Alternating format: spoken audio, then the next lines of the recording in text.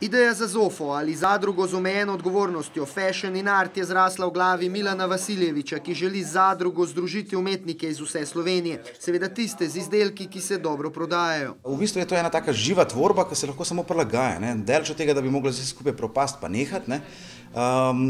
Mogli se bo samo en par kakšen akter se bo mogel zamenjati. Pač meni ne prodajam dosti, tukaj mi ne gre.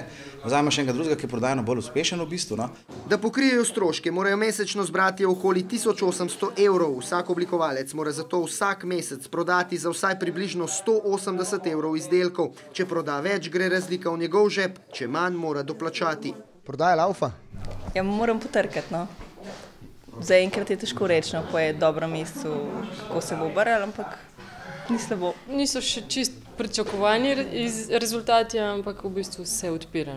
Ker tudi prodajajo sami, vsak dan v tednu je eden za prodajnim pultom, stroški poslovanja res niso visoki. Tanja je že imela svojo trgovino, a ji ni šlo. Sem šivala, prodajala, za vse sem bila sama in sem se v bistvu odločila za zadrugo, kar je ful olajša delo, tle sem enkrat na teden, ostale dneve lahko delam kar čem, imam cajt za delati, lahko grem s psom ven. Tudi kupci, znani in malo manj znani, radi pridejo v Zofo. Vse imajo. Imajo tudi dodatke, imajo tudi torbice, moram še pogledati, sem videla. Všeč mi je, no.